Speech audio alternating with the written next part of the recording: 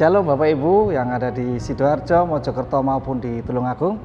Jumpa lagi dalam perenungan Komsel pada saat ini, dan saya akan memberikan sebuah tema dalam renungan pada malam hari ini tentang bertumbuh dan berkembang melalui komunitas sel.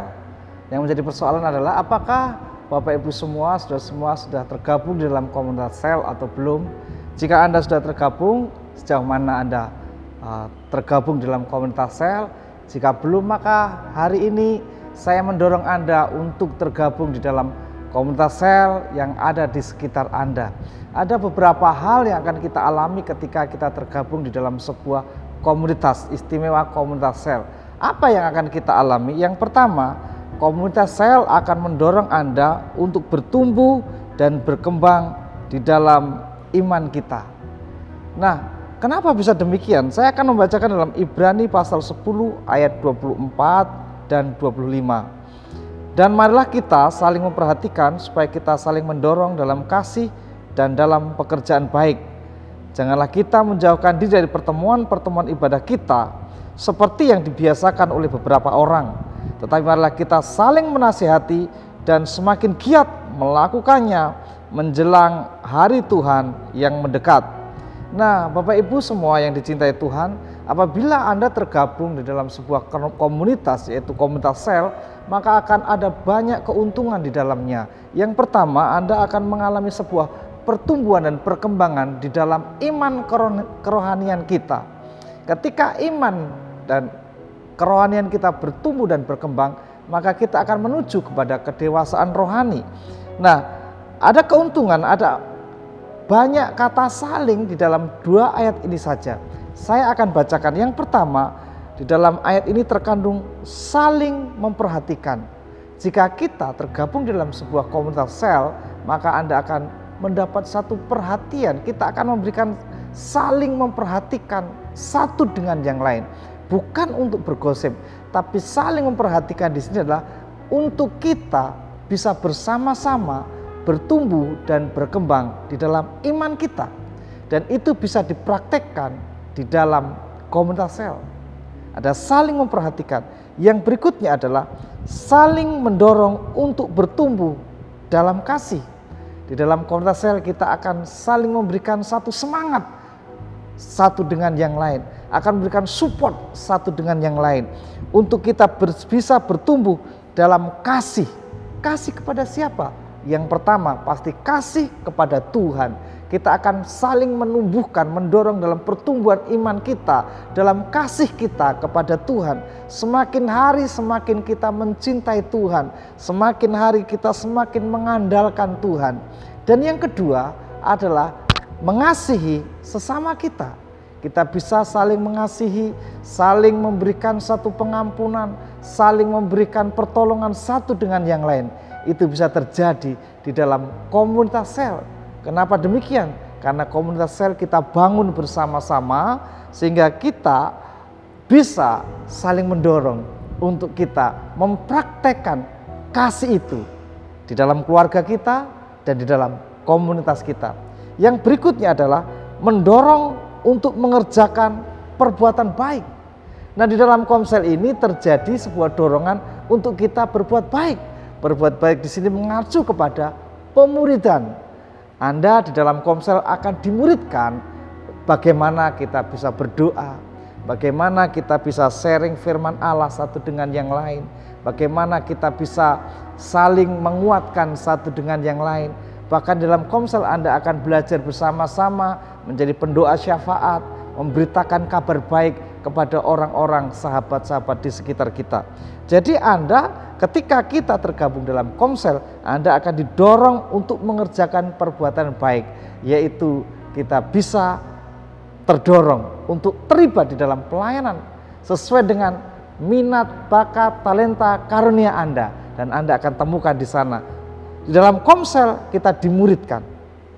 Yang berikutnya, saling mendorong dalam ibadah. Nah, saat ini ibadah kita diselenggarakan secara onsite maupun secara online. Nah, di dalam komsel pasti ada dorongan-dorongan satu dengan yang lain untuk kita tidak meninggalkan ibadah kita. untuk tidak meninggalkan kita memuji Tuhan, menyembah Tuhan. Ada banyak orang yang tidak beribadah, baik onsite maupun online. Kenapa? Tidak ada yang mendorong, tidak ada yang mengingatkan, tidak ada yang memberikan support untuk Anda tetap beribadah. Dan firman Allah mengatakan janganlah meninggalkan peribadatan kita sama seperti orang lain, tapi justru kita akan mengerjakannya semakin giat menjelang hari Tuhan yang mendekat. Nah, yang berikutnya adalah saling menasehati. Tentu dalam hidup ini ada banyak persoalan, ada banyak permasalahan, baik dalam rumah tangga, keluarga, usaha, dan generasi yang kita lahirkan, anak-anak kita. Kadang kita dalam menghadapi persoalan menjadi lemah. Tapi kalau kita bersama-sama di dalam komsel, di sana kita akan ada nasihat, di sana akan kita ada didoakan, di sana kita akan dikuatkan ketika kita mengalami masa-masa yang lemah. Sangat berbahaya jika Anda menghadapi persoalan seorang diri dan tidak ada orang lain yang memberikan support, tidak ada orang lain yang memberikan nasihat, tidak ada orang lain yang memberikan sumbang saran kepada Anda. Tapi ketika Anda tergabung dalam komsel, maka Anda akan mendapatkannya. Saya akan membacakan di dalam kitab Pengkhotbah. Pengkhotbah pasal yang keempat, ayat 9 dan seterusnya. Di dalam terjemahan yang lain, berdua lebih menguntungkan daripada seorang diri. Kalau mereka bekerja, hasilnya akan lebih baik. Ayat 10, kalau yang seorang jatuh, yang lain dapat menolongnya. Tetapi kalau seorang jatuh padahal ia sendirian, celakalah dia, karena tidak ada yang dapat menolongnya. Pada malam yang dingin, dua orang yang tidur berdampingan dapat saling menghangatkan. Tetapi bagaimana orang bisa menjadi hangat kalau sendirian?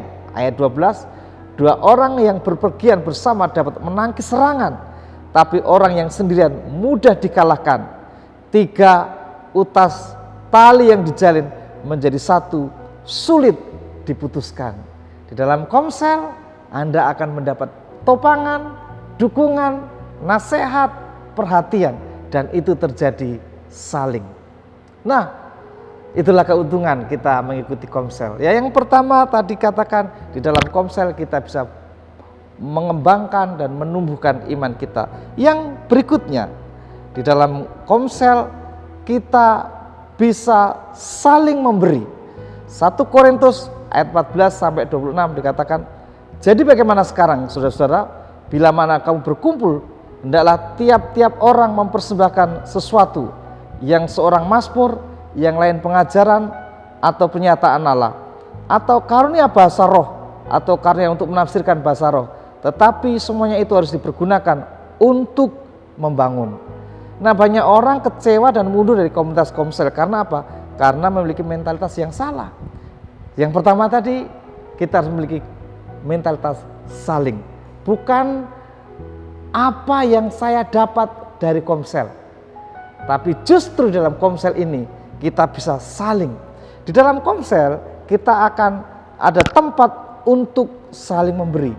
Memberi apa? Memberikan sebuah kebaikan satu dengan yang lain. Bukan apa yang saya dapatkan, tapi apa yang bisa saya berikan di dalam komsel. Bukan khotbah apa yang akan saya terima, khotbah seperti apa yang akan saya terima, tetapi di dalam komsel kita bisa memberikan kesaksian-kesaksian kita, pengalaman pribadi kita untuk saling menguatkan. Dan ketahuilah, ketika kita ada saling memberi, ketika kita berbuat baik, maka itu akan menimbulkan sebuah kebahagiaan. Ketika Anda memberi, Yesus berkata, berbahagialah, terlebih berbahagia memberi daripada menerima. Ketika Anda memberikan sesuatu di komunitas itu, Anda akan menikmati kebahagiaan. Ketika Anda memberikan sebuah kemurahan kepada teman-teman komsel kita, Anda akan mendapatkan sebuah sukacita. Sebab itu, mari kan, bukan apa yang bisa saya terima di dalam komsel, tetapi apa yang bisa saya berikan, apa yang bisa saya saksikan, apa yang bisa saya sharingkan mengenai pengalaman-pengalaman bersama Tuhan. Dan ketika Anda men-sharingkan pengalaman Anda bersama dengan Tuhan, memberikan kesaksian Anda Anda akan menguatkan orang lain dan hidup Anda juga akan dikuatkan. Nah, hari ini komsel kita ada yang masih online, ada yang sudah onsite. Apapun itu bentuknya, tetaplah berada di komunitas sel. Karena ketika Anda berada dalam komunitas sel, iman kerohanian Anda akan berkembang dan terbangun. Dan yang berikutnya, Anda akan memberikan sesuatu yang berguna bagi komunitas sel. Kita bisa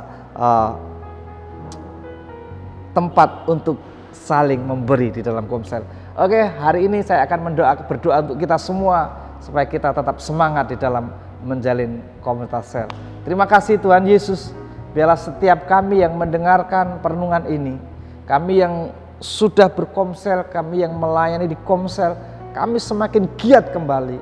Kami tidak putus asa, kami tidak berhenti, tapi kami akan terus menjadi berkat satu dengan yang lain, mempraktekkan kasih Kristus satu dengan yang lain untuk teman-teman saudara seiman kami. Bagi kami yang belum berkomsel, hari ini kami berdoa supaya satu saat mereka boleh tergabung di komsel yang terdekat untuk kami mendapatkan iman kerohanian kami bertumbuh dan berkembang, untuk kami bisa saling memberi, saling menguatkan satu dengan yang lain. Karena kami tahu ketika kami memberi, seperti firman Tuhan terjadi, terlebih berbahagia berkat memberi daripada menerima. Terima kasih Tuhan Yesus, kami bersyukur kepadamu dalam nama Tuhan Yesus. Haleluya, amin. Selamat berkomsel, Tuhan memberkati.